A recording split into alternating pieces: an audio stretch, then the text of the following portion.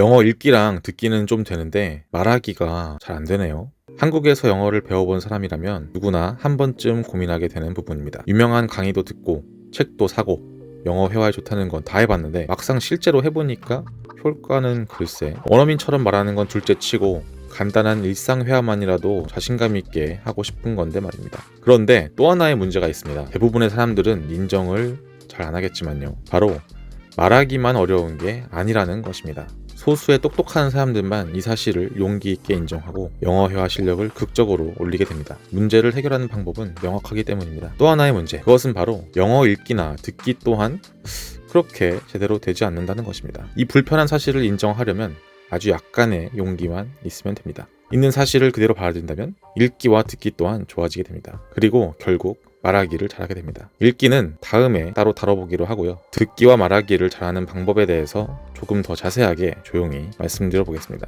여러분과 저만 알면 그만의 사실인데요. 너무나 중요해서 미리 말씀드립니다.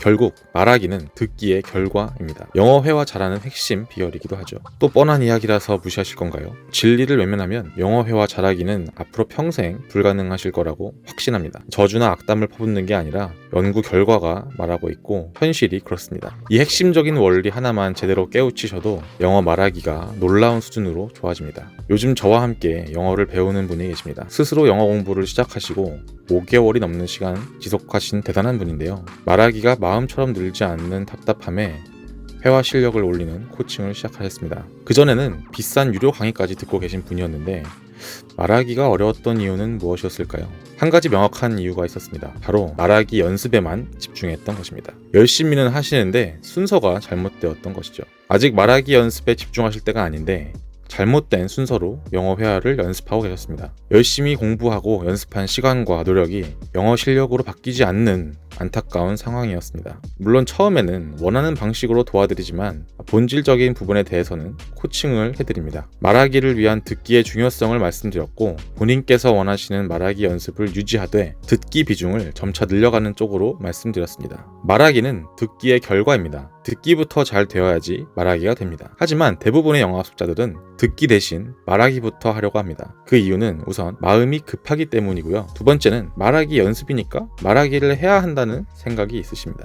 열심히 하는 거야 물론 좋습니다만 순서가 잘못되었으니까 효과가 있을 리 없습니다. 이 부분은 아무리 설명해드려도 쉽게 고쳐지지 않는 부분이기도 합니다. 자기 고집이 센 사람들이라면 더욱 쉽지 않죠. 고정관념을 바꾸기란 쉬운 일이 아닙니다. 이 점에 관한 전문가들의 언어 습득 이론, 과학적 근거는 이미 충분히 다뤄지고 공개되어 왔는데도 말입니다. 말하기에 대한 집착을 잠시 내려놓으세요. 말하기는 듣기의 결과일 뿐입니다. 듣기부터 하시면 무조건 됩니다. 단, 제대로 한다는 조건에서요. 듣기의 중요성에 대해서는 저의 이전 글에서 다루었습니다. 이 듣기를 제대로 하는 방법에 대해서는 강철 영어 챌린지에서 자세하게 알려드렸었죠. 자, 이쯤 되면 몰라서 못하는 게 아니고 알아도 안 하는 게 됩니다. 결론은 영어 말하기는 듣기의 결과이다. 듣기부터 제대로 하면 영어 회화 무조건 된다 입니다. 네, 오늘도 영상 봐주셔서 감사드리고요. 혹시 질문이 있으시다면 댓글로 편하게 남겨주시면 감사하겠습니다.